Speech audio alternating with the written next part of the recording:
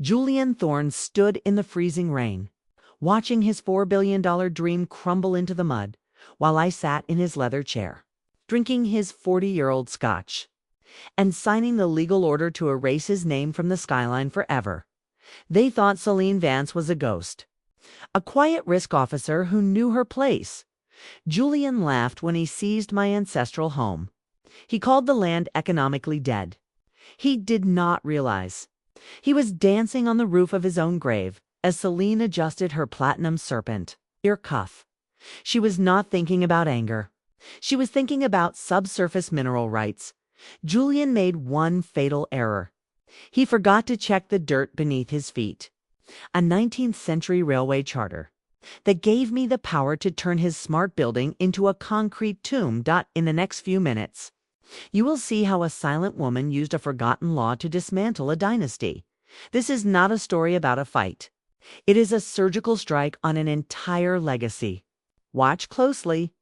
You are about to learn how to win without ever raising your voice. The city of New York does not sleep. It vibrates with the sound of money moving through invisible pipes. It breathes the scent of old steam and new exhaust. I stood at the window of my penthouse, watching the rain streak against the glass like tears on a cold face. The skyline was dominated by a single ugly crane. It sat atop the Thorne Tech Plaza, a $4 billion monument to one man's vanity. Julian Thorne. He thought he had one. He thought that by seizing my family's brownstones through a dirty zoning trick, he had buried the Vance legacy. He was wrong. Silence is not an absence of sound. It is a gathering of force. I reached up. My fingers grazed the Platinum Serpent Ear Cuff on my left ear. The emerald I felt cold against my skin. It was a reminder. A serpent does not bark before it strikes. It simply waits for the heat of the prey to come within range. I looked down at the mahogany desk behind me. On it lay a single, thin folder. It was not a lawsuit. Lawsuits are loud. Lawsuits are for people who want to be heard. I did not want to be heard. I wanted to be felt. Inside that folder was the deed to the Great Atlantic and Midland Railway Company, a name that had not been spoken in a boardroom for 70 years. It was a ghost company, a bankrupt relic of the 19th century. Most people saw it as a tax write-off, a useless pile of rusted tracks and forgotten debts. But I am a risk officer. I do not look at what a company is. I look at what it owns. In 1884, the state granted this railway a permanent sovereign easement. It was a legal mandate that allowed the tracks to run through any property in the district, without exception, without the possibility of being revoked. Julian Thorne had built his glass tower directly over the old rail line. He thought the tracks were dead. He thought the law had moved on. He had spent millions on surface rights. He had spent millions on air rights. But he had forgotten the dirt. I had purchased the railway for 3 cents on the dollar, a silent transaction, conducted through a shell company in the Cayman Islands. Thorne's accountants would have seen it as a minor blip, a footnote in a ledger. They did not realize that footnote was a noose, that the legal weight of a sovereign easement is absolute. It means the land beneath the Thorne Tech Plaza is not his. It is a passage, and I am now the conductor. The next morning, the sun rose behind a veil of gray smog. I received the invitation. It was delivered by a courier in a tailored uniform. The card was heavy, gold embossed. It smelled of Julian Thorne's expensive cologne, a scent that tried too hard to scream old money. The groundbreaking ceremony for the Thorne Tech Plaza. Join us as we build the future. At the bottom, a handwritten note. I thought you should see what real progress looks like. Don't worry. I'll make sure they don't tear down your old house until after the champagne. It was a taunt, a deliberate, cruel gloat. Julian wanted to see the look in my eyes when the first shovel hit the dirt. He wanted to watch the obsidian woman crumble. I put the card down. I did not smile. I did not frown. I simply adjusted my ear cuff. The serpents, I caught the morning light. A flash of piercing green. I would attend. I would wear my best charcoal suit. I would slick my hair back into its architectural bun. I would be the picture of defeated grace. The construction site was a chaos of yellow machines and gray concrete. The air was thick with the smell of wet earth and diesel. Julian Thorne stood in the center of a makeshift stage. His linen suit was too light for the weather. His smile was too wide for his face. He saw me. He stepped off the stage, walking through the mud with a glass of vintage crystal in his hand. He looked at me like a hunter looks at a trophy. "Solene Vance, you actually came." His voice was loud. It carried over the sound of the jackhammers. He wanted his investors to hear. He wanted his board of directors to see the woman he had crushed. "I wouldn't miss it, Julian." My voice was low, controlled. A whisper of silk in a room full of sandpaper. He leaned in. His breath smelled of expensive grapes and arrogance. "Look at this place, Solene. In 2 years, this will be the tallest building in the city. Your family's little brownstones. They're already rubble. It's business. Don't take it personally." I looked past him. At the massive hole in the ground, they had already dug 50 feet down. They were preparing the foundation for the central core. "I never take business personally, Julian. I take it legally." He laughed. A short, sharp sound. "Legally. The lawsuits are dead. The zoning is locked. I have the city council in my pocket and the governor on speed dial. There is nothing left for you to sign but the surrender." He reached out. His hand hovered near my shoulder. A gesture of patronizing comfort. I stepped back. "Just enough. You're right about one thing, Julian. The zoning is locked. But zoning only applies to what you build on top of the ground." He frowned. The smile wavered for a fraction of a second. "What is that supposed to mean?" I looked at the Platinum Serpent Ear Cuff. Then I looked him directly in the eyes. My gaze was a cold, dark void.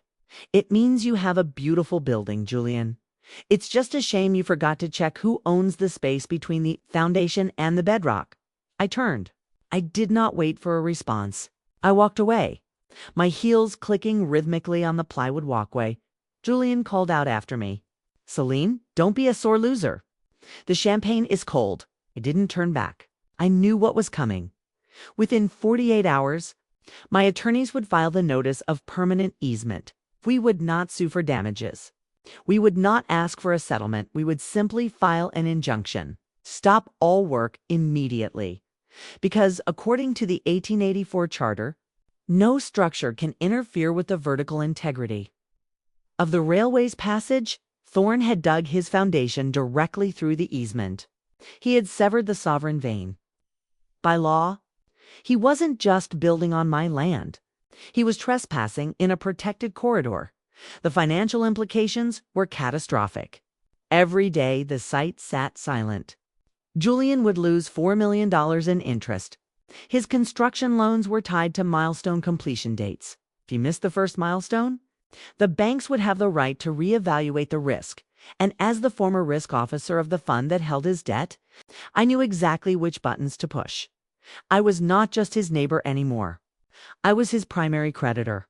I had quietly bought his Series B mezzanine debt through a secondary market. He thought he was inviting me to a funeral.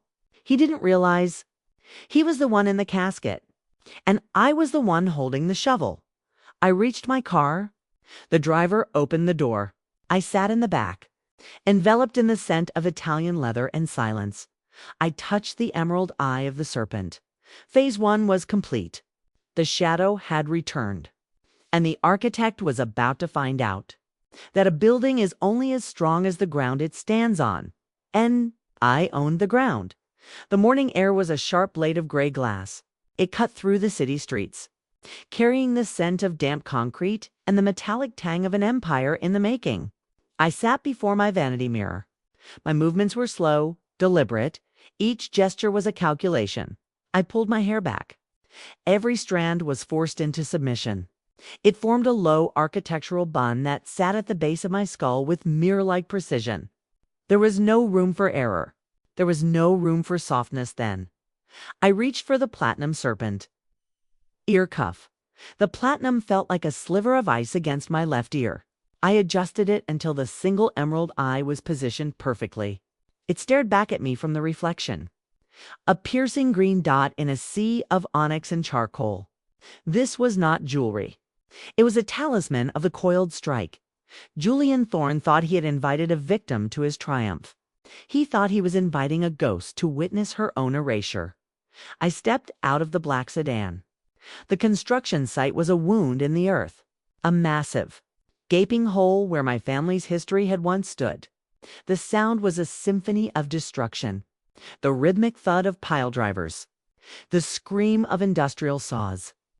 The bark of men who believed they were building the future. Julian stood on a raised platform. He was draped in a cream linen suit that cost more than most people made in a year. It was an arrogant choice for a building site. He wanted to show that he could remain clean while he played in the dirt. He saw me. His eyes lit up with a predatory gleam. He tossed his shovel to an assistant and began to walk toward me. He moved with the heavy, entitled stride of a man who had never been told no. "You look like you're heading to a funeral." His voice was a boom of false warmth. It echoed off the steel beams. He smelled of expensive vetiver and the sharp metallic scent of adrenaline. "Perhaps I am, Julian." My voice was a low vibration. It did not compete with the noise of the machines. It cut through it, he laughed. It was a loud, hollow sound. He reached out to touch my arm. A gesture of ownership. I shifted my weight just an inch. His hand found only empty air. His smile faltered, but only for a second. "Don't be like that, Solene. This is progress. Look at this foundation. We are digging deeper than anyone in the history of this zip code. $4 billion in private equity, all moving toward one goal." My name on that skyline? I looked at the pit. It was a masterpiece of engineering and a monument to his ignorance. "It is impressive, Julian. The depth is particularly interesting. 50 feet of excavation.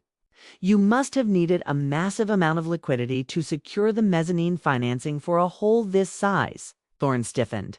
He didn't like it when women spoke in numbers. He liked it when they spoke in platitudes. "The financing is handled. My family has relationships that go back 3 generations. The banks don't just lend to me. They invest in me." I reached up. I touched the platinum serpent on my ear. The emerald eye caught the sun. It flashed with the cold, predatory light. Relationships are fragile things, Julian. They are built on trust. And trust is built on the assumption that the floor will not disappear. He smirked. He took a sip from a crystal flute of champagne. "The floor is solid rock, Solene. I've had the surveys done. I own everything from the dirt to the clouds." I leaned in, just enough for him to smell the faint, neutral scent of my skin. "You own the surface, Julian, but you are a man of loud luxury. You focus on what people can see. You focus on the glass and the steel. You never look at the debt that holds it all up." He laughed again. But this time, there was a thin wire of tension in his throat. "Are you threatening my credit, Solene? You've been out of the game too long. You're a risk officer without a fund." I let a silence hang between us. 1 second. 2 seconds. 3. I didn't need a fund, Julian. I only needed a signature. I walked past him, toward the edge of the excavation pit. The investors were watching us. The cameras were clicking. They saw a powerful man talking to a beautiful, defeated woman. They did not see the fiduciary trap. 3 weeks ago, I had identified the primary creditor for Thorne's Series B mezzanine debt. It was a distressed asset fund based in Luxembourg. They were over-leveraged. They were desperate for liquidity. I didn't just buy the debt. I bought the covenant control rights. In the fine print of Julian's loan agreement, there was a cross-default clause. It stated that if any legal encumbrance was placed on the subsurface strata of the property, the entire $4 billion loan would be subject to immediate acceleration. Julian thought he was digging a foundation. He didn't realize he was digging his own financial grave by purchasing the 1884 railway easement. I had created a cloud on title. A cloud on title is a legal poison. It means the ownership of the land is not clear. It means the title insurance is void. And without title insurance, the banks have the right to freeze every cent of the construction draw. Julian watched me from the platform. He raised his glass in a mock toast. He thought he was winning. I looked at him. My face was a mask of obsidian calm. Internal monologue, poor Julian. He thinks wealth is about how much you have. He doesn't realize that true power is about how much you can take away. He sees a hole in the ground. I see a vacuum that is about to suck his entire legacy into the dark. I can feel the rhythm of the city. I can feel the pulse of the machines. And I can feel the exact moment the trap begins to close. I felt a cold thrill in my chest. Not a jump of excitement, but the steady, frigid satisfaction of a predator who has already finished the hunt. I reached into my charcoal jacket. I pulled out a small black device, a satellite phone. It was encrypted. It was untraceable. I pressed a single button. Execute the filing. The voice on the other end was a whisper of electronic static. Confirmed, Solene. The notice is being served to the county clerk and the lead lender simultaneously. I ended the call. Julian was now center stage. He was holding a golden shovel. The cameras were flashing. He looked like a god of industry. He pushed the shovel into the earth. The crowd cheered. He didn't know that at that exact microsecond, a notice of list pendants was hitting the servers of his lead bank. In 5 minutes. His chief financial officer's phone would ring. In 10 minutes. The wire transfers for the next phase of construction would be blocked in 1 hour. The groundbreaking would become a foreclosure. I watched him toss a clump of dirt. He looked at me and winked. I didn't wink back. I didn't smile. I simply adjusted my Platinum Serpent Ear Cuff. The emerald eye was the last thing he saw before. I turned my back on him. I walked toward the exit. I did not look back at the hole. I did not look back at the man. The rain began to fall again. It was a cold, persistent drizzle.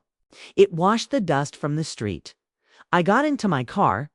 The interior was a sanctuary of black leather and silence. "Where to, Ms. Vance?" the driver asked. "To the bank," I said. "I want to watch the names change on the ledgers." Julian Thorne thought he was modernizing the city. I was simply reclaiming it. The arrogant invite was over. The guest of honor had arrived, and she had brought the bill. Julian Thorne was about to learn the most expensive lesson of his life. Never invite a risk officer to a party unless you are prepared to lose everything you own. The car pulled away from the curb. The Thorne Tech Plaza faded into the gray mist. It was no longer a building. It was a liability. And I was the one who held the key to the vault. The air in the site office was thick with the scent of unwashed blueprints and burnt coffee. It was a sharp contrast to the biting, sterile cold of the winter night outside. I sat in a chair of molded plastic. Yet I held myself as if I were seated on a throne of obsidian. Julian Thorne stood by the window. His back was to me. His cream linen suit was wrinkled at the elbows, a sign of a man whose world was starting to fray at the edges. He was looking out at the massive, gaping wound in the earth that was supposed to be his legacy. The floodlights cast long, distorted shadows across the excavation pit. 50 feet of progress. 50 feet of ambition. 50 feet of a legal death sentence. I reached up with my left hand. I felt the cold, precision-carved edges of the Platinum Serpent Ear Cuff. My fingertip traced the curve of the serpent's spine, resting briefly on the emerald eye. It was a grounding ritual, a way to anchor my mind in the reality of the numbers, while Julian drifted in the clouds of his own arrogance. The bank called Solene. Julian spoke without turning around. His voice was gravelly, stripped of the booming confidence he had worn like a cloak just hours before. They mentioned a cloud on title. They used words like systemic risk and immediate suspension of credit. They sounded scared, Solene. Bankers don't get scared unless someone tells them the sky is falling. I did not answer immediately. Silence is a weapon. It forces the other person to fill the void with their own anxiety. I waited until the only sound in the room was the hum of a distant generator and the rhythmic ticking of Julian's gold watch. The sky isn't falling, Julian. The ground is rising. He turned then. His face was pale under the harsh fluorescent lights. His eyes darted to my ear, to the emerald that seemed to glow with a malevolent green light in the shadows. What did you do? I had the title searches done. I hired the best attorneys in the state. The Vance family sold these lots in the 1950s. The chain of title is clean. It is undisputed. I stood up. I moved with a slow, fluid grace that felt predatory. I placed a leather-bound folder on the table. It was heavy, ancient. The smell of old vellum and iron gall ink drifted through the room. You searched for the surface, Julian. You looked at the houses, the addresses, the zip codes. You looked at what the eyes can see. But you forgot that the law is a subterranean beast. I opened the folder. Inside was a map from 1890. It was hand-drawn, intricate. The ink was faded to a deep sepia, but the red wax seal of the state was still intact. In 1890, my great-great-grandfather didn't just own the soil. He owned the center of the earth. This is an allodial title, a sovereign grant that predates the modern zoning boards you have spent so much money bribing. Julian stepped toward the table. His hands were trembling. Just a fraction. This is 100 years old. It's irrelevant. Modern property law supersedes these archaic deeds. I shook my head slowly. The emerald eye of the serpent caught the light. Not when the mineral and subsurface rights were never severed. You see, Julian, when the houses were sold in the 50s, the deed only transferred the surface estate, the right to walk on the grass and build a roof. But the Vance family retained the subsurface estate. Every rock, every grain of sand, every cubic inch of space from the topsoil down to the core of the planet. I watched the realization hit him. It was a physical blow. He stumbled back, his hand catching the edge of the desk. You're saying? I don't own the whole. I am saying you are a trespasser, Julian. You have dug 50 feet into property that does not belong to you.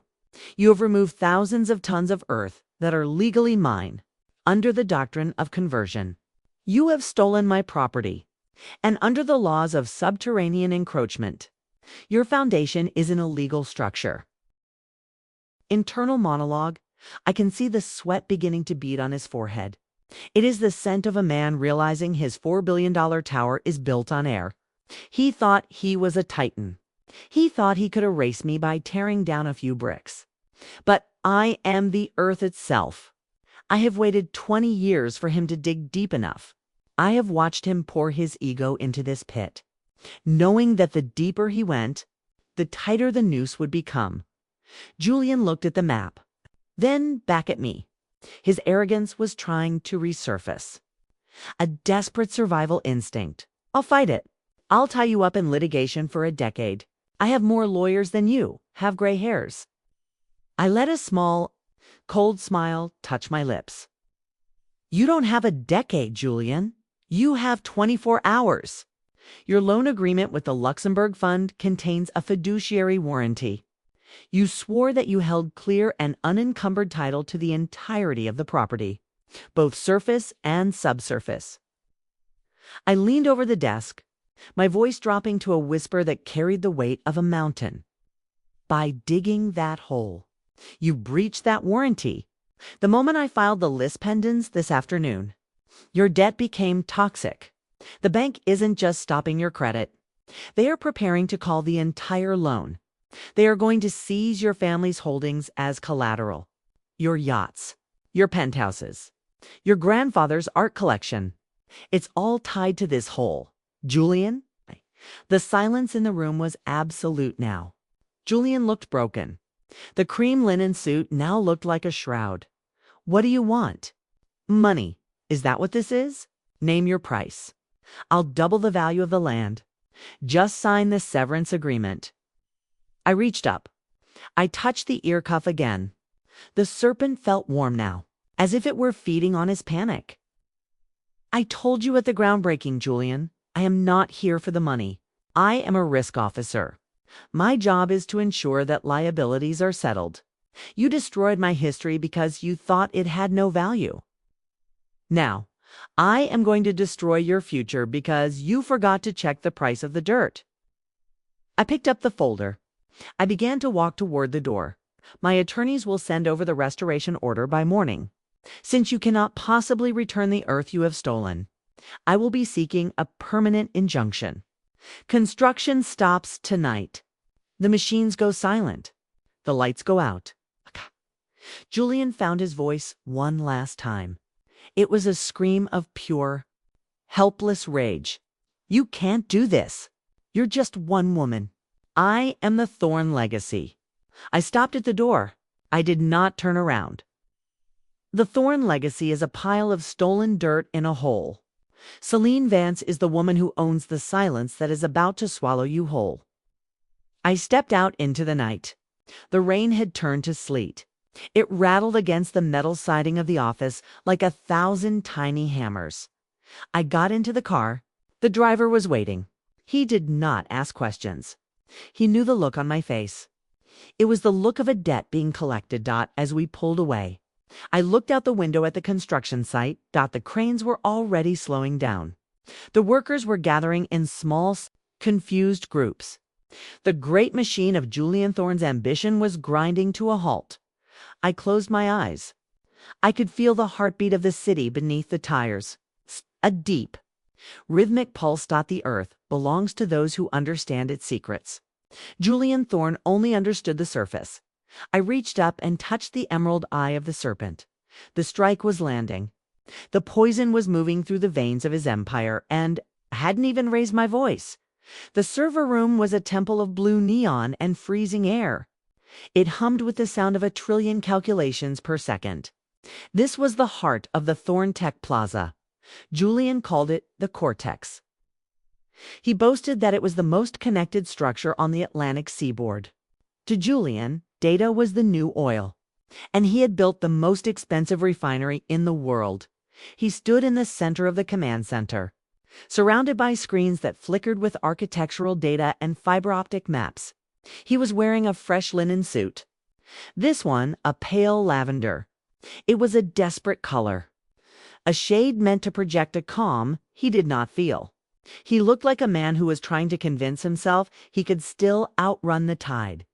"You think you have one, Solene?" he said. His voice was a jagged edge. It echoed through the cold, empty room. "You think stopping the foundation stops the building? But the steel is already rising. The core is set. And more importantly, I have the data rights. The primary fiber optic trunk for the entire district runs through this basement. This building is the hub for every bank, every trading floor, every hedge fund in a 10-block radius." I stood in the doorway.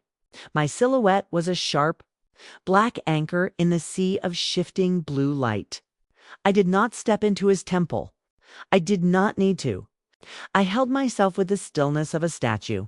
My skin looked like polished marble in the high-contrast lighting. I reached up. My fingers brushed the Platinum Serpent Ear Cuff. The emerald eye stared back at the flickering screens. It was a silent witness to a man who was drowning in his own ambition.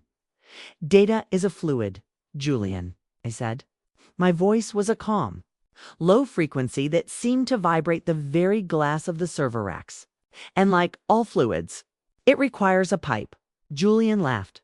It was a thin, hysterical sound. "The pipes are already here, Solene. The City Utility Commission granted me the easement for the fiber trunks months ago. They are buried 20 feet below the street level. You can't touch them. They are part of the public infrastructure." I took a single step forward. The sound of my heel hitting the raised floor tiles was like a gunshot. "The public infrastructure is built on private land." "Julian, you looked at the city maps. You looked at the modern utility grids. You saw lines on a screen and assumed they were permanent." Pulled a heavy, leather-bound document from my charcoal briefcase. It was the original charter for the Great Atlantic and Midland Railway. In 1890, when this railway was granted its sovereign deed, it wasn't just given the right to lay tracks. It was given the exclusive right-of-way for all signal and communication transmissions within its subterranean corridor. Julian's eyes darted to the document. Then back to me. That's a telegraph clause. It's for copper wires and steam engines. It has no standing in a world of high-speed internet. The law does not care about your technology, Julian. It cares about the language of the grant. The Charter uses the term any and all information carrying mediums. It is a perpetual sovereign right, and it covers the exact subterranean parcel where your primary fiber optic trunk enters this building. Internal monologue. I watched his pulse jump in the hollow of his throat. He is a man of the surface. He thinks power is something you broadcast. He doesn't understand that true power is the thing that allows the broadcast to exist. I have spent my life in the shadows of the world's most private banks. I have seen billion-dollar mergers collapse because of a single, misplaced comma in a land grant. Julian thinks he is playing chess, but he is playing in a room where I own the air. I opened the folder and pointed to a specific red-lined section. 'Cause I own the subsurface parcel. Your fiber optic cables are currently trespassing on my land. Without a private transmission agreement, you have no legal right to carry a single byte of data across that boundary. You are effectively stealing my bandwidth and my right to exclude. Julian stepped back, his hand hitting a console. A screen behind him flickered to red. You're insane. You can't shut down the internet for the entire district. You would be sued by every bank on Wall Street. The economic fallout would be catastrophic. I am not shutting down the district, Julian. I am shutting down you. My attorneys have already served a cease and desist to the internet service providers. I have informed them that their cables are crossing a sovereign, private right-of-way without a valid easement. To protect themselves from secondary liability, they are required to divert the signal. The humming in the room began to change. The pitch dropped. Divert it where? Julian whispered, to the new hub I am building 3 blocks away, in the basement of the old Vance library.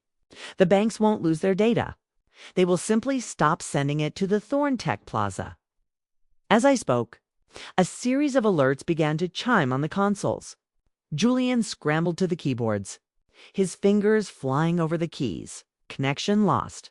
Connection lost. Redundancy failure. The automated voice of the building's AI spoke with a terrifying, neutral tone. Solene, stop this. You are killing the building. Without the smart grid, without the data hub, this is just a pile of concrete and steel. It's a tomb. Precisely. I said. I reached up and touched the emerald eye of the serpent again. I could feel the cold satisfaction of the trap closing.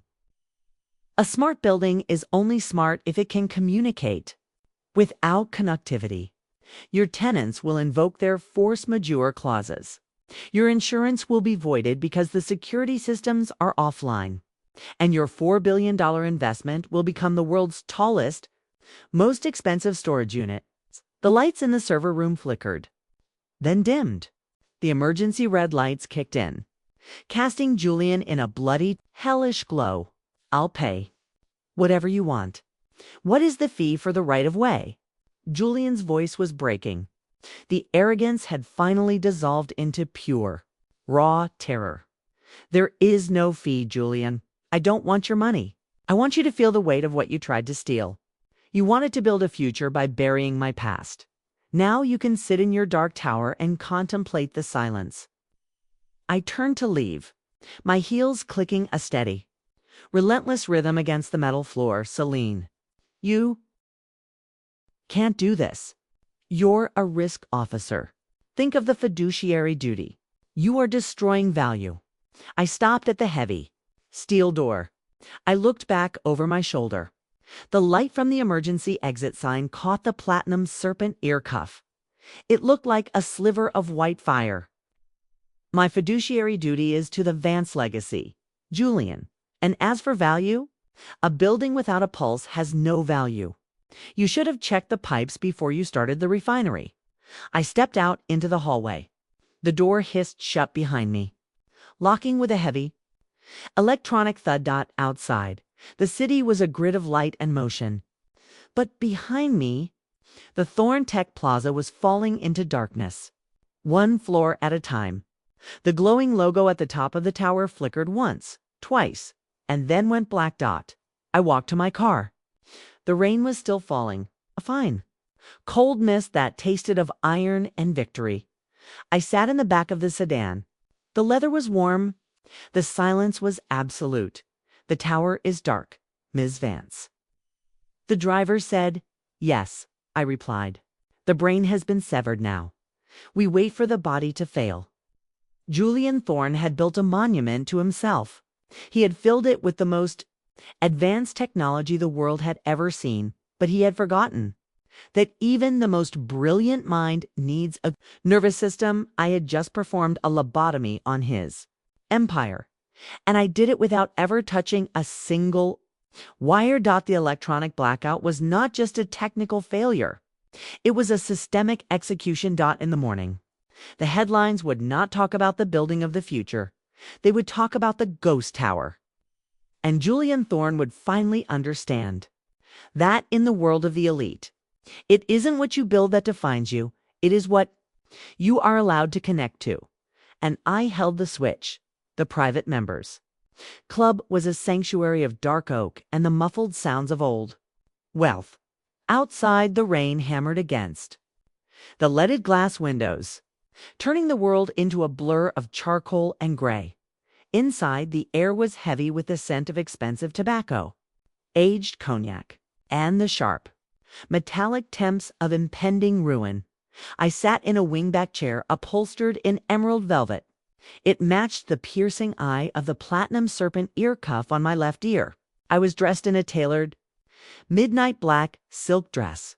My skin, the color of deep, polished onyx, glistened under the low amber glow of the chandelier. Every strand of my hair was locked into its architectural bun. Not a single fiber was out of place.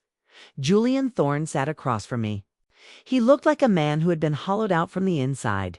His lavender linen suit was stained with rain. His tie was loosened. The arrogance that usually radiated from him had been replaced by a frantic, twitchy energy. He was out of his depth, and for the first time in his life, he knew it. He placed a single piece of paper on the low table between us. It was a cashier's check. The numbers were printed in a stark, clean font. $1 billion. Take it, Solene. His voice was a desperate rasp. It lacked the booming authority of the boardroom. It was the sound of a man trying to buy his way out of a burning building. 1 billion. Pure liquidity. You can rebuild your family's legacy 10 times over. You can walk away from this fight with more wealth than your grandfather ever dreamed of. Just sign the release. Give me back the subsurface rights and the fiber optic corridor. Let me finish my tower. I didn't look at the check. I didn't even blink.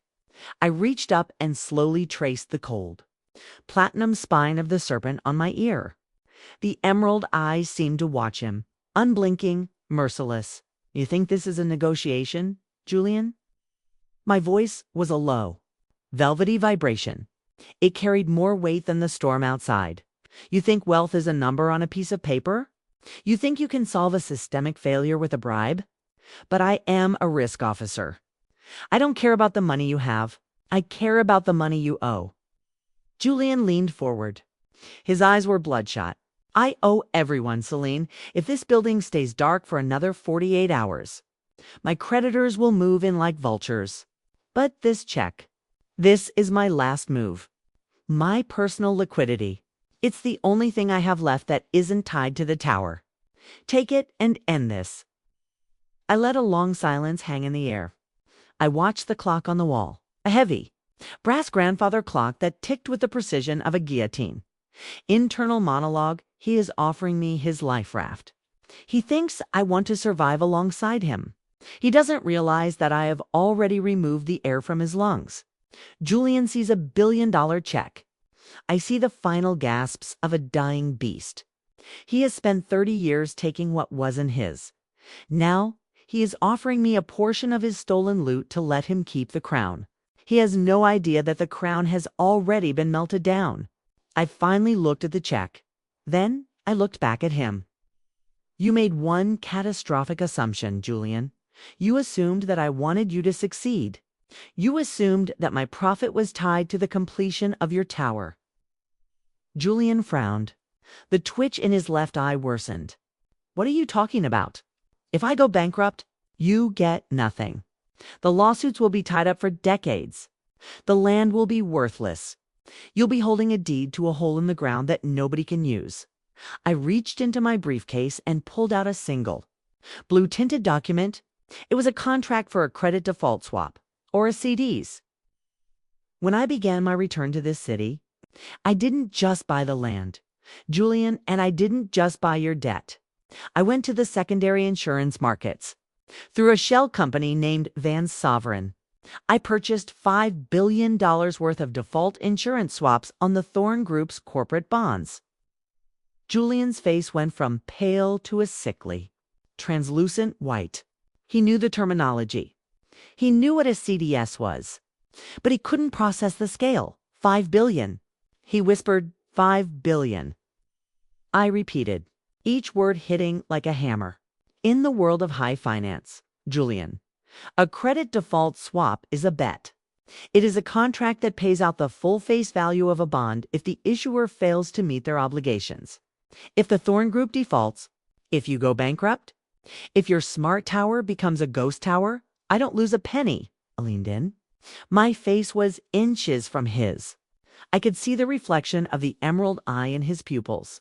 In fact, if you fail, the insurance companies have to pay me the full $5 billion, cash, tax-exempt, under the sovereign loss loophole I helped draft a decade ago.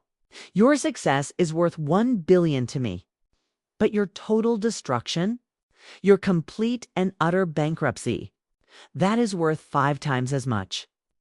Julian grabbed the edge of the table. The crystal glasses rattled. You bet against me. I didn't just bet against you, Julian. I engineered the conditions for the payout. Every legal move I made. The railway easement. The subsurface rights. The fiber optic blackout. They weren't just about reclaiming my home. They were about triggering a credit event in 30 minutes. The ratings agencies will downgrade the Thorne Group to junk status. That is the trigger. I picked up the check. I held it between 2 fingers for a moment, feeling the texture of the expensive paper. This $1 billion is a generous offer, Julian, but it's a drop in the ocean compared to the payout I am about to receive. Why would I save a man who is worth more to me dead than alive? I slowly tore the check in half, then in quarters. I let the pieces flutter onto the table like falling snow. You're a monster, Julian said. His voice was a hollow shell. No, Julian, I am a risk officer. I have simply quantified the value of your arrogance, and I found that it was the most profitable asset in my portfolio. I stood up. I straightened my silk dress. I reached up and adjusted my Platinum Serpent Ear Cuff. It felt warm, satisfied. The strike had been delivered. The venom was already in the blood. The liquidity trap is closed. Julian, you have no cash left to fight the lawsuits. You have no credit left to finish the building. And you have no insurance left to protect your family's assets. I am the beneficiary of your downfall. I began to walk away, my heels clicking on the hardwood floor. Each step was a celebration of precision, Solene. He shouted. He tried to stand, but his legs gave way. He slumped back into the velvet chair, the very chair that matched my ear cuff. He was drowning in my color. Where are you going? I stopped at the heavy door. I didn't turn around. I'm going to have a quiet dinner, Julian. And then I'm going to watch the markets open. I want to see the exact moment your name disappears from the ticker tape. I stepped out into the hallway. The door closed with a soft, final click. The club was silent. The rain had slowed to a drizzle. I walked to the elevator. The gold doors reflected my image. I looked at the serpent on my ear. It seemed to be smiling. Julian Thorne had spent his life thinking he was the smartest person in the room. He thought he was the architect of the future, but he had built his empire on a foundation of leverage. And I had just pulled the pin. The $5 billion payout was not just about the money. It was about the absolute erasure of a man who thought he was untouchable. I stepped out into the night air. It was cold. Clean. The liquidity trap was the final piece of the puzzle. Now the Thorne Group was a carcass, and the world was about to watch it be picked clean. I got into my car. The driver held the door. The penthouse, Ms. Vance. "No," I said. "Drive past the Thorne Tech Plaza. I want to see it while the lights are still on. It's the last night it will ever look like a palace." As we drove past the darkening tower, I felt a sense of peace. Institutional justice is not fast. It is not loud. It is a cold, calculated $5 billion paycheck, and I was going to enjoy every cent. The air in the 65th floor. Boardroom was thin, sterile. It carried the faint, acrid scent of ozone from the massive digital displays and the heavy, musky smell of desperate men in expensive suits. Outside, the storm had reached a fever pitch. The rain lashed against the floor-to-ceiling glass in violent sheets, obscuring the city, leaving Julian Thorne's empire isolated in a sea of gray. Inside, the atmosphere was even more volatile. 12 of the most powerful institutional investors in the world were crowded around the mahogany table. These were men who moved markets with a whisper. But today, their voices were harsh, jagged. They were looking at the red numbers bleeding across the screens. The Thorne Group stock was into a free fall. The news of the subsurface litigation and the electronic blackout had reached the global exchanges. Julian Thorne stood at the head of the table. He was no longer the picture of loud luxury. His cream linen suit was rumpled. His face was a mask of gray. Sweaty exhaustion. He was shouting, flailing his arms, trying to command a room that had already decided he was a liability. It's a temporary injunction. Julian roared. His voice cracked with the strain. "My legal team is already filing the appeal. The data hub will be back online by Monday. We have the liquidity. We have the momentum. Do not panic." A man at the far end of the table, the CEO of a massive pension fund, slammed his fist down. "Panic? Ha! Julian, the banks have frozen the construction draws. The city has issued a stop work order. You lied about the title. You lied about the subsurface rights. You have breached your fiduciary duty to this board. We are looking at a total loss of $4 billion. We don't want an appeal. We want out." The room erupted. A cacophony of demands for resignation, asset seizure, and liquidation. The heavy, double oak doors at the back of the room swung open. The sound was not loud, but it was absolute. I stepped into the room. I was the embodiment of obsidian elegance. I wore a charcoal gray suit tailored with surgical precision. My skin, the color of deep, polished onyx, glowed under the recessed lighting. My hair was a mirror-like bun, tight, architectural, perfect. I didn't say a word. I simply walked toward the empty seat at the center of the long table. The room went silent. Not because they knew me, but because of the gravity I carried. I moved with the cold, calculated patience of a predator who had already won. I reached up and adjusted the Platinum Serpent Ear Cuff on my left ear. The emerald eye flashed a brilliant, dangerous green as it caught the light from the digital displays. It was a silent signal, a coiled strike waiting for the right micro-second dot. Julian Thorne stared at me. His mouth hung open. "Solene, you can't be here. This is a private emergency meeting. Security, get her out of here." I sat down. I crossed my legs slowly. I did not look at Julian. I looked at the 12 men who controlled his fate. "Security is busy. Julian." My voice was a low, silken frequency. It carried through the room like a cold breeze. "They are currently assisting the city marshal in cordoning off the construction site. And as for my presence here, I am not an intruder. I am the only person in this room who can save your reputations. even if I am the one who is about to destroy your assets."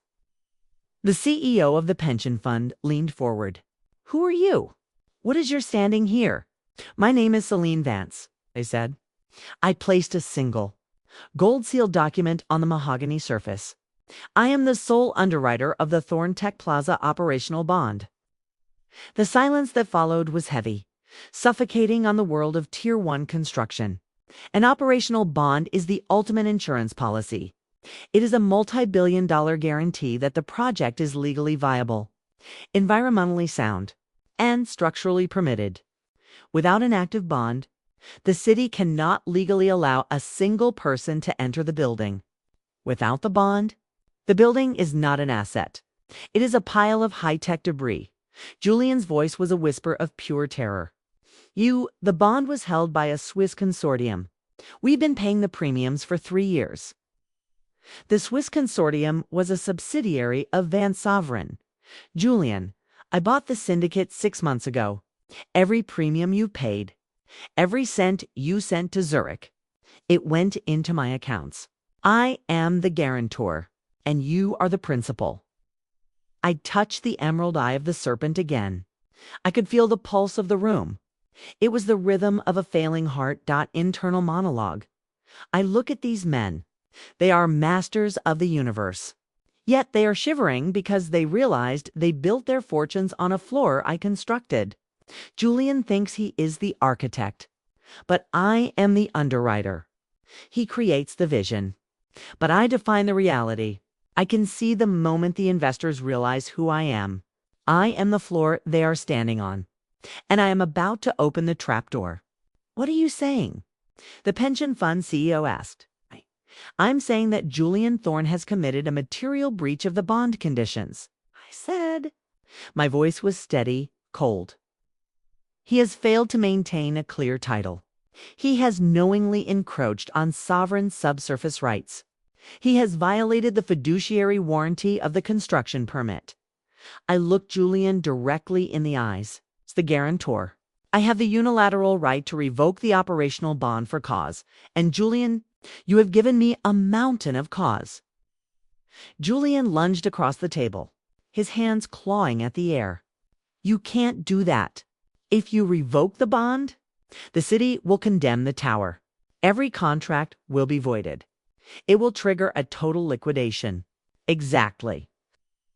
I said. I picked up a silver fountain pen. The metal was cold against my fingers. "By revoking this bond, I am performing a surgical extraction. The Thorne Group will be forced into immediate, involuntary bankruptcy. The assets will be frozen. The building will be surrendered to the city as a public hazard. And the investors. You will be allowed to claim your losses against the sovereign default fund I control." The investors looked at each other. They weren't looking at Julian anymore. They were looking at me. They saw a way out. They saw a path to salvage their own skins. "And Julian?" the CEO asked. "Julian Thorne will be left with the liabilities," I said. "He is the personal guarantor of the indemnity clause. When the bond is revoked, he becomes personally liable for the $4 billion in damages. Every asset he owns, from the suit on his back to the legacy of his name, will be seized to cover the debt." Julian collapsed back into his chair. He looked like a man who had been struck by lightning. "Solene, please, we can talk about this. I'll give you the company. I'll step down." I didn't answer. I simply signed the revocation order. The ink was dark. "Final, the bond is revoked," I said. I stood up. I straightened my jacket. The Platinum Serpent Ear Cuff glimmered in the blue light of the dying displays. "In 5 minutes, the city will cut the power to the construction elevators. In 10 minutes, the banks will begin the asset seizure process. Julian, you should probably start clearing your desk. Although, technically, even the desk belongs to the creditors now." I walked toward the door. The investors were already reaching for their phones. They were calling their lawyers, their brokers, their wives. They were abandoning the sinking ship. I reached the double-locked doors. I stopped. I didn't turn around. "Julian." "What?" he croaked. I told you at the groundbreaking that I never take business personally, but I never said I wasn't thorough. I stepped out into the hallway. The doors clicked shut behind me. The boardroom coup was not a battle. It was a foreclosure of a soul. I walked toward the elevator. The sound of my heels was the only noise in the empty corridor. I touched the emerald eye of the serpent. It felt like a cold kiss of victory. The Thorne legacy was not being demolished by wrecking balls. It was being erased by a signature. As I descended to the street, I felt the weight of the Vance name returning to its rightful place. The skyscraper was tall, but the law was deeper, and I held the keys to the bedrock. The ballroom of the Metropolitan Museum was a cavern of gilded hypocrisy. The air was thick with the scent of lilies, expensive hairspray, and the metallic temps of fear. Julian Thorne stood at the center of a circle of reporters. He was wearing a stark white linen tuxedo. It was a choice of pure, visual desperation. He looked like a man trying to blind the world with his own brilliance. While his shadows were closing in, he was holding a thick, yellow dossier. Solene Vance talks about legacy. Julian shouted.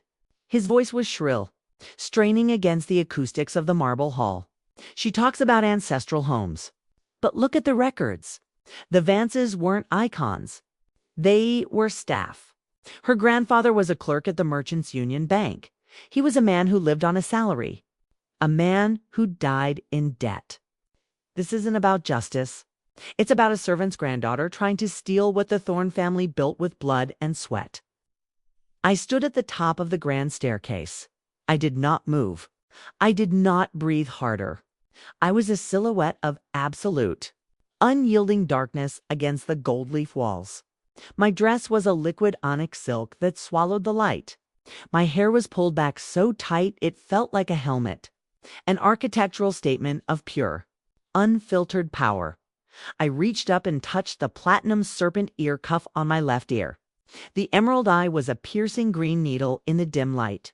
It felt cold, constant. It was the only thing in the room that wasn't lying. Kana began to descend the stairs. The sound of my heels was not a click. It was a rhythmic, metallic strike against the stone. The reporters turned. The cameras flashed. The world went silent as I approached the center of the floor. Julian sneered. He held up the dossier like a weapon. What's the matter? Solene, did I touch a nerve? Does the truth about your quiet luxury taste like copper? You're a fraud. You're a clerk's daughter playing at being a queen. I stopped 3 feet from him. The silence was a physical weight. It pushed against the guests until they were forced to step back. I looked at the dossier in his hand. Then I looked at Julian. You've spent millions on private investigators, Julian. I said. My voice was a low, resonant frequency. It did not carry anger. It carried the weight of history. You've spent weeks digging through the basement of the Merchants Union Bank. You found my grandfather's name on the payroll. You found the modest house. You found the small life. I took a step closer. But you are a man of the surface. You saw a clerk. I saw a custodian. I reached into my silk clutch and pulled out a single, translucent sheet of vellum. It was a promissory note, dated July 14th, 1945. You're right about one thing, Julian. My grandfather worked at that bank. But he didn't work for the bank. He owned the private equity firm that provided the bank's initial capital. He was a man of quiet luxury, a man who understood that the loudest person in the room is usually the one who owes the most money. Julian's eyes darted to the paper. What is that? Some old scrap of paper? It's worthless. It's expired. This is a perpetual debt instrument, Julian. It is a specific legal contract, built on the old Dutch banking protocols. It was used to fund your grandfather's first construction project, the Thorne Heights Apartments. In 1946, I leaned in. My face was a mask of cold obsidian. Your grandfather didn't build his empire with blood and sweat. He built it with Vance Capital. This note was an 8-year loan. It carried a compounding interest rate of 7%. Adjusted for inflation, and it was secured by a general lien on all future Thorne descendants. Internal monologue, I can see the gears turning in his head. He is trying to find the loophole. He is trying to find the exit. But there is no exit. This isn't a modern lawsuit. This is a ghost from the bedrock of the city. He thought he was shaming my bloodline. He didn't realize that my bloodline is the reason his family was allowed to exist at all. I have been holding this note for 20 years, waiting for the exact moment he tried to weaponize my history against me. This is impossible, Julian whispered. The dossier slipped from his fingers. The papers scattered across the marble like dead leaves. The debt would have been settled during probate. It would have been cleared in the 70s. The Vances don't clear debts. Julian, we defer them. This note was held in a ghost trust in the Isle of Man. It was never presented for payment, because my grandfather was waiting for the balloon trigger. A clause that states the entire debt becomes due and payable in full. If the Thorne name is ever associated with a material act of institutional dishonesty, I tap the paper with a manicured, onyx black fingernail. The zoning fraud, the subsurface encroachment, the title insurance lies. They triggered the clause, Julian. I looked around the room, at the elite, the wealthy, the people Julian had spent his life trying to impress. Oh, Julian Thorne isn't just bankrupt, I said, my voice ringing through the hall like a funeral bell. He is an inherited debtor. The total value of this note, with 80 years of compounded interest, is currently $6.8 billion, more than the entire market cap of the Thorne Group. Julian grabbed a marble pillar to steady himself. The white linen tuxedo now looked like a costume, a cheap, tattered disguise. You can't collect on this? It's too old. The statute of limitations. Statute of limitations does not apply to a sovereign debt instrument, Julian, especially not one where the debtor's family has been paying maintenance interest disguised as dividends for 3 generations. You've been paying me, Julian. You just didn't know it. I reached up. I adjusted the Platinum Serpent Ear Cuff. The emerald eye glowed, reflecting the panic in his face. I am not just taking your building, Julian. I am calling in the 8-year-old debt of your soul. I am taking the Thorne name. I am taking the Thorne history. And I am starting with this room. I looked at the reporters. It's in 10 minutes. The notice of asset seizure will be filed with the probate court. Every asset associated with the Thorne lineage, including the trusts, the foundations, and the very clothes Julian is wearing, is now legally the property of the Vance estate. Julian looked down at his white tuxedo. He looked at his gold watch. He looked like a man who had suddenly realized he was naked in a room full of strangers. Solene, don't do this. My family. We have a name. We have a place. Your place was built on my grandfather's permission, Julian, I said. My voice was a cold, final whisper. Permission has been revoked. I turned my back on him. I did not look at the cameras. I did not look at the guests. I walked back toward the grand staircase, my heels striking the marble with the sound of a closing ledger. Solene, you're destroying a century of progress. Julian screamed. He tried to follow me, but his own security guards stepped in his way. They weren't his guards anymore. They were employees of the building, and the building's operational bond was now in my hands. I stopped at the first step. I looked over my shoulder. The light from the chandelier caught the serpent on my ear. It looked like a sliver of cold, unending judgment. Progress is not built on theft, Julian. It is built on the floor, and I am the one who owns the floor. I ascended the stairs, each step taking me higher into the darkness, each step leaving the chaos of the ballroom behind. The family scandal was over, but it wasn't my scandal. It was his. Julian Thorne had tried to smear my lineage. He had tried to use the quiet luxury of my past as a weapon. He didn't realize that in the world of the elite, the people who don't talk are the ones who hold the deeds. I reached the top of the stairs and walked into the shadows. The rain had stopped. The city was silent. I got into my car. The driver held the door with a new level of reverence. "To the library, Ms. Vance." "No." I said. "To the bank. I want to see the Thorne name being removed from the safety deposit boxes. I want to hear the sound of the locks changing." Julian Thorne was no longer a titan. He was a footnote, a clerk's debtor, and I was the risk officer who had finally closed the book. The wind howled through the exposed steel girders of the Thorne Tech Plaza. It was a hollow, mournful sound, like the ghost of a giant screaming in the dark. The sleet had turned to a heavy, wet snow that clung to the orange safety netting and the silent cranes. The temperature had plummeted, but I did not feel the cold. I stood on the edge of the sidewalk. My boots were polished to a mirror shine. My charcoal wool coat was buttoned to the chin. I was a pillar of unmoving onyx in a world of swirling white. My hair was a frozen masterpiece of slick-back precision. Not a single strand dared to defy the architectural bun at the base of my neck. I reached up with my gloved hand and touched the Platinum Serpent Ear Cuff. The metal was a freezing sliver against my skin.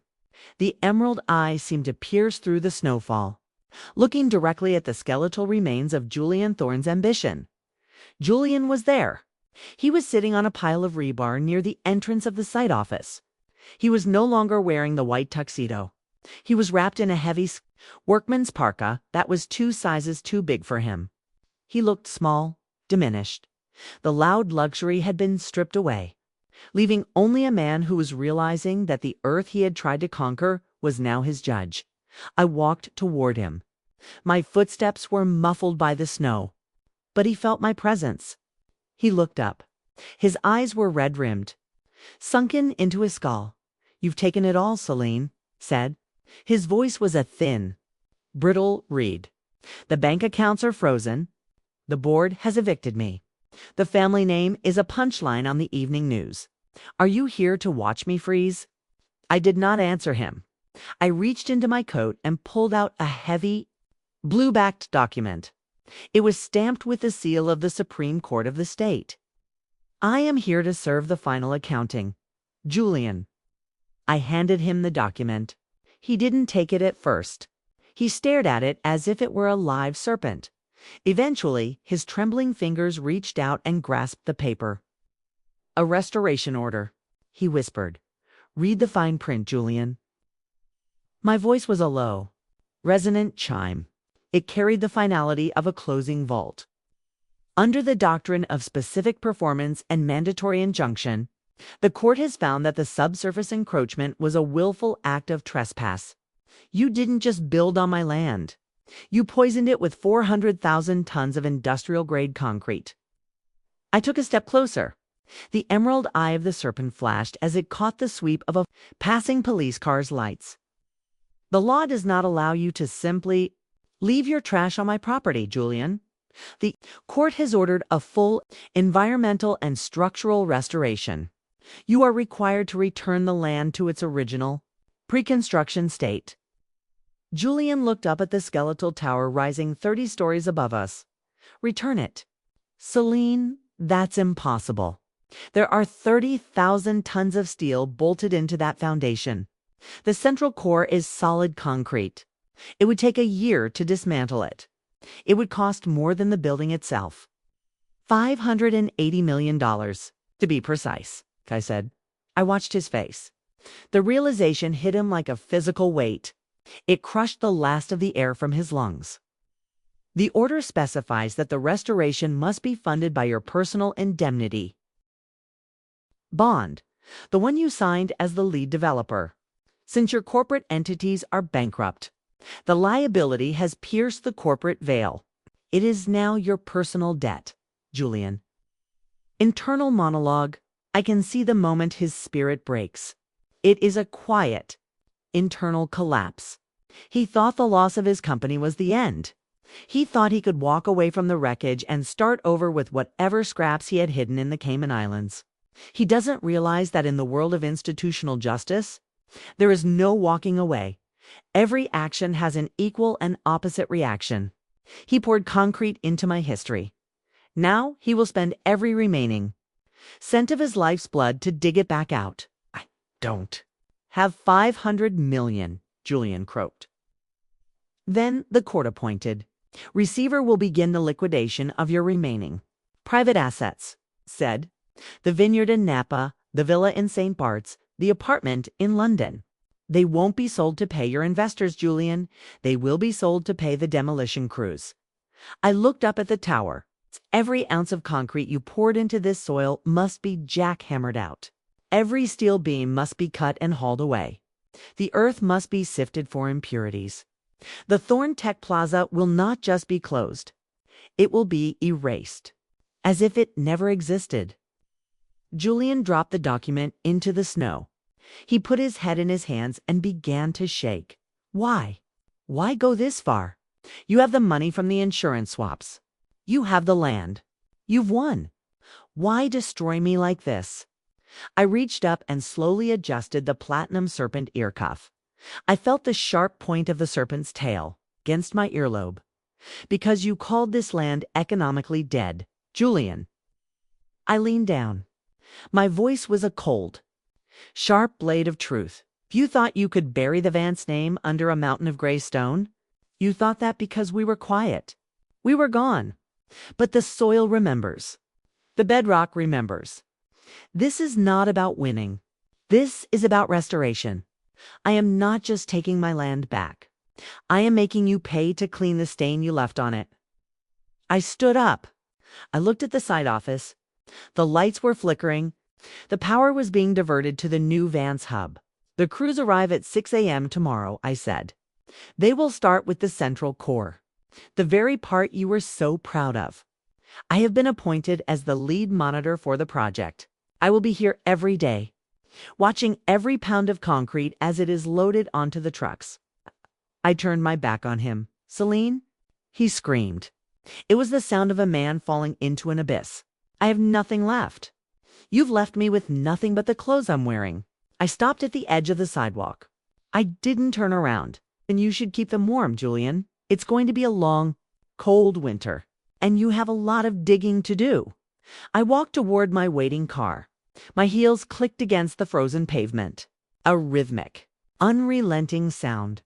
The final cease and desist was not a piece of paper. It was a physical, financial, and psychological execution.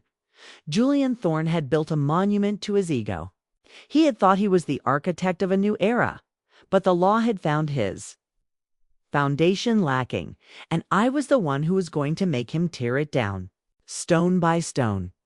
I got into the back of the sedan. The leather was cold. The silence was absolute. The site is secured, Ms. Vance. The driver said yes. I replied. The erasing begins tomorrow. So we drove away. I looked back at the tower one last time. In the swirling snow, it looked like a ghost, a tattered skeleton of a dream by this time next year. There would be nothing here but the dirt-clean, quiet, ancestral soil, and the Thorne name would be nothing more than a footnote in a bankruptcy filing. The strike was complete. The venom had reached the heart, and the serpent was finally at rest. The clock in the corner of the room was handcrafted in 1840. It did not tick. It pulsed. A rhythmic heartbeat of brass and gold in a room filled with ebony shadows. The office was situated on the 88th floor, high enough to look down on the clouds, high enough to forget that the rest of the world existed. Outside, the midnight rain was a liquid static. It lashed against the reinforced glass, creating a blurred, shifting mosaic of the city lights below. The temperature in the room was a constant 68 degrees. It smelled of expensive sandalwood, ancient parchment, and the cold, sharp scent of rain-dampened wool. I sat behind my desk, a single slab of black marble that looked like a frozen lake. I was dressed in a high, deep mahogany silk blouse. My skin, the color of polished onyx, glistened under the singular spotlight above the desk. My hair was pulled back with such architectural precision that not a single hair was out of alignment. I was a study in stillness. Julian Thorne was not still. He stood by the floor-to-ceiling window. His reflection was a ghost in the glass. He was hunched, His shoulders pulled inward as if he were trying to disappear into his own skin. The lavender linen suit he had worn earlier was gone, replaced by a charcoal wool coat that was damp with a midnight storm. He looked like a man who had walked miles in the rain, a man who had finally run out of places to hide. He turned to face me. His eyes were hollowed out, dark pits in a face that had aged 10 years in a single week. The restoration crews started this morning, Solene. His voice was a broken instrument. It lacked the resonance of power. It was the sound of a man speaking from the bottom of a well. They are jackhammering the central core. My core. I watched from the street as they removed the first 10 tons of concrete. They are taking it apart piece by piece, just like you planned. I did not answer. I reached up and slowly adjusted the Platinum Serpent Ear Cuff on my left ear. I felt the sharp, cold curve of the platinum tail. The emerald eye of the serpent caught the light, a piercing green spark in the gloom. It felt like a predator watching its prey breathe its last dot. Julian walked toward the desk. He didn't sit. He placed his hands on the marble. His fingers were trembling. The lawyers have finished their assessment. My personal liability is absolute. The piercing of the corporate veil has been finalized. They are moving on my private trusts, my family's estate in the Hamptons, the offshore accounts in the Caymans. It's all gone, or it will be by Monday morning. I watched a single drop of rain fall from his sleeve onto the black marble. It sat there, a solitary, perfect sphere. I am here to settle Solene. He reached into his coat and pulled out a leather portfolio. He pushed it across the desk. Inside this folder is a global settlement agreement. I am offering you 50% of the Thorne Group's remaining non-real estate assets. The logistics companies, the tech patents, the maritime fleet. It's worth $2 billion. Even in this market. I'll sign over the voting rights tonight. You will be the most powerful woman on the Atlantic seaboard. You can have the empire, Solene, half of everything my family built over 3 generations. Internal monologue. I look at the leather portfolio. It represents the sweat of thousands of workers, the accumulated greed of a century. Julian thinks he is offering me a gift. He thinks that by giving me half of his stolen wealth, he can buy back his peace. He still doesn't understand the nature of risk. He thinks everything has a price tag. He thinks institutional justice is a commodity that can be traded. He is offering me an empire. But he doesn't realize that I have already built my own on the ruins of his arrogance. I did not touch the folder. I didn't even look at it. You're offering me half. Julian, my voice was a low, resonant frequency. It did not compete with the sound of the rain. It existed beneath it. 50%. In exchange for what? In exchange for the restoration order? Julian leaned in. His breath smelled of stale coffee and desperation. Call off the demolition. Let the building stand. I'll transfer the title to you. You can finish it. You can call it the Vance Tower. You can have the monument. Just stop the destruction. Don't make me watch them grind my name into dust. I leaned back in my chair. The movement was slow, fluid. The emerald eye of the serpent flashed again. Do you think this is about a building, Julian? You think I want a tower of glass and steel? You think I am interested in holding the voting rights to a maritime fleet? I stood up. I walked toward the window. Behind me, I could hear Julian's ragged breathing. The Thorne Group is a liability, Julian, not an asset. Your maritime fleet is over-leveraged.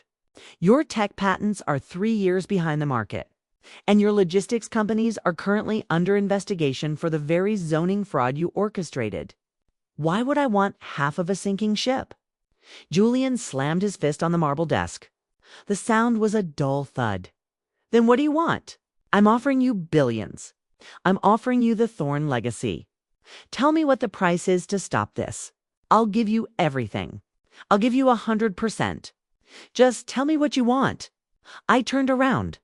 The lightning from the storm outside flared behind me, casting my face into a deep, obsidian shadow. Only the emerald eye of the serpent remained visible.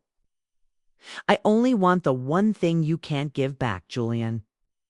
The silence that followed was heavy. It felt like the pressure in a deep-sea trench. What? What are you talking about? Julian whispered. I want the 30 years my grandfather spent in that bank, serving your family. I want the peace of the neighborhood before you tore the soul out of it. I want the history you demolished because you thought it was economically dead. I want the ancestral soil unpolluted, unbroken, undefiled. I walked back to the desk. I looked down at the drop of rain. You offered me your empire. Julian, but your empire is built on the time you stole from my bloodline.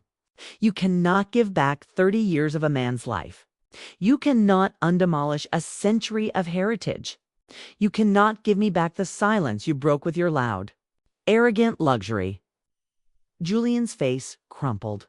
He looked like he was about to fall. Solene, it's just property. It's just stone and mortar. No, Julian, it was a foundation. And you thought you could build your vanity on top of it without paying the debt. Now, the debt is due. And the only currency I accept is restoration. I picked up the leather portfolio. I didn't open it. I walked to the shredder in the corner of the room, a sleek, black machine that stood like a silent executioner. I fed the settlement agreement into the teeth of the machine. The sound was a low, grinding whine. The $2 billion offer was turned into thin, white ribbons of trash in less than 10 seconds. Julian watched, his eyes wide, his mouth working but no sound coming out. The demolition continues at dawn, I said. My voice was a cold, final whisper. Every ounce of concrete, every steel beam, every pane of glass, it all comes down, and you will be there to see it. Because, as the personal guarantor of the restoration bond, you are legally required to supervise the site until the soil is clean. I walked to the door and opened it. The meeting is over. Julian, you have a long day of door jackhammering ahead of you. Julian didn't move for a long time. He stared at the shredder. He looked at the empty desk. Then he turned and walked out of the room. He didn't look at me. He moved like a sleepwalker. I closed the door. I went back to the window. The rain was slowing down. The city was beginning to emerge from the mist. I reached up and touched the Platinum Serpent Ear Cuff. It was warm now. It had tasted the surrender. Julian Thorne had offered me half of his world. He had tried to settle his debt with the very money he'd used to destroy mine. He didn't realize that in the world of the Matriarch, some things are priceless, and some debts can only be settled in the dirt. I looked down at the spot where the Thorne Tech Plaza stood. In the darkness, I could see the red lights of the demolition cranes. They looked like glowing embers. The midnight surrender was not a peace treaty. It was a final, absolute refusal of his mercy, because the only thing Julian Thorne had left to give me was his total, unending ruin. And I was going to enjoy every second of the silence that followed. The morning air was a vast, empty cathedral of gray light. It was the kind of cold that did not just touch the skin. It searched for the bone. I stood at the corner of the intersection, where the Thorne Tech Plaza had once threatened to pierce the heavens. The city was waking up, but the sound was different today. There was no rhythmic thud of construction, no roar of heavy machinery, only the whistle of the wind through an empty lot, and the sound of a name being erased, high above, suspended by heavy industrial cables. The letter T was swaying in the air. It was 15 feet tall. Constructed of brushed gold and titanium, it had been designed to last a century. It had lasted less than a year. A worker in a neon vest signaled the crane operator. With a slow, grinding groan, the centerpiece of Julian Thorne's vanity was lowered into the bed of a waiting scrap truck. Then came the H, then the ORNETHE. Thorne Legacy was being dismantled alphabetically. I was dressed in a floor-length wool coat of deepest charcoal. My hair was a masterclass in slick-back precision. Held in its architectural bun, my skin, the color of midnight onyx. Looked like a statue carved from the very bedrock of the city. I reached up. My gloved fingers brushed the Platinum Serpent Ear Cuff. The emerald eye was the only point of color in the gray morning. It looked satisfied. The strike had been delivered. The poison had done its work. And now, the wound was being cleaned. Julian Thorne stood 10 feet away from me. He was leaning against a rusted chain-link fence. The fence that now guarded my property. He was wearing the same workman's parka from the night before. It was covered in a fine layer of concrete dust and frozen rain. He looked like a man who had died but forgotten to lie down. He watched the letters fall. His eyes were wide, fixed.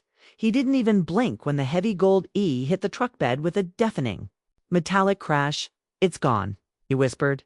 His voice was a dry rattle. It was never truly there. "Julian." My voice was a low, velvety frequency. It carried the weight of a closing tomb. A name on a building is just paint on a wall. If the foundation is built on a lie, the wall eventually falls. I walked toward him, my heels striking the pavement with the steady, unyielding rhythm of a ticking clock. I pulled a final document from my briefcase.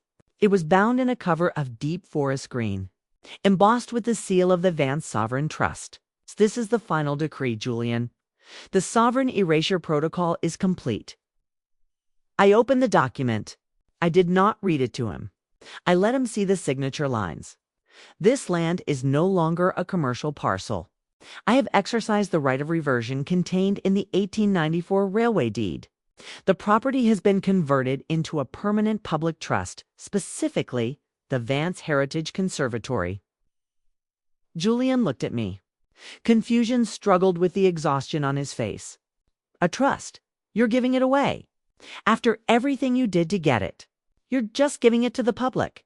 "I am not giving it away, Julian. I am protecting it." I stepped closer. The emerald eye of the serpent caught the first rays of the pale winter sun. "By converting this into a sovereign public trust, I have removed it from the tax rolls forever. It can never be sold. It can never be developed. It can never be used as collateral for a loan. It is no longer an asset in the eyes of a bank. It is a piece of history, inaccessible to men like you." Internal monologue. I look at the empty space where his tower stood. I can almost see the ghosts of the brownstones returning. I can smell the ghost of my grandfather's tobacco. The air feels lighter, as if the weight of $4 billion of debt has finally been lifted from the soil. Julian thinks I am losing out on the profit. He doesn't realize that in the world of the elite, true power is not owning something everyone wants. It is making sure that the things you love can never be touched by the hands of the greedy. "But my money," Julian croaked. "The insurance payouts. The settlement. You're the billionaire now. You won. I am a risk officer." "Julian, I don't win. I balance the ledgers." I reached into my pocket and pulled out a single thin white envelope. I didn't hand it to him. I placed it on the hood of the scrap truck next to the fallen T. "This is your final invoice, Julian." He reached for it. His hands were shaking so violently he almost dropped it. He pulled out a single sheet of paper. $1,400,000,000. He gasped. "What is this for what?" "That is the bill for the environmental remediation and structural extraction. You signed the personal indemnity bond. Julian, you swore to the court that you would return this land to its original state. The crews, the cranes, the disposal of the concrete, the cleaning of the bedrock. It all costs money." I watched the color drain from the last bit of his face. "Since your accounts are empty, the court has placed a perpetual lien on your future earnings. Every cent you make, every dollar you inherit, every gift you receive for the rest of your life. It belongs to the Vance Trust until that $1 billion is paid." Julian looked down at his clothes. He looked at the rusted fence. He looked at the empty lot. "I have nothing, Solene. I have the clothes on my back. And $1 billion debt. I'm a beggar. You are a debtor, Julian. There is a difference." I turned my back on him. I began to walk toward my car. The black sedan was waiting, its engine purring with a low, expensive vibration. Solene. Wait, I stopped. I did not turn around. What do I do? Where do I go? I looked up at the sky. The clouds were finally breaking. A sliver of blue was visible through the gray. You do what my grandfather did, Julian. You find a job. You work for a salary. You live a quiet life. And you pay your debts. I got into the back of the car. The leather was warm. The scent of sandalwood was a comfort. The erasure is complete. Ms. Vance, the driver said. Yes, I replied. The silence has returned. As we pulled away, I looked out the rear window. I saw Julian Thorne standing in the middle of the sidewalk, a small gray figure against a vast, empty lot. He was holding the E of his own name, a piece of scrap metal that was now worth more than he was. He was a man who had tried to build a mountain on top of a secret, and the secret had swallowed him. I reached up and touched the Platinum Serpent Ear Cuff. It was cold again. The strike was over. The venom had settled. The Thorne Tech Plaza was gone. The Thorne name was a tattered memory. And the Vance legacy was no longer a ghost. It was the ground. I closed my eyes. I could feel the rhythmic pulse of the city. It was no longer a sound of money moving. It was a sound of a heart beating. Institutional justice is not about the fire. It is about the ash that remains. And I had made sure that the ash was clean. The sovereign erasure was not a victory of wealth. It was a victory of time. I had waited 30 years to settle this ledger. And the balance was finally zero. The car turned the corner. The empty lot disappeared from view. I was no longer a risk officer. I was the matriarch, and the city was finally quiet.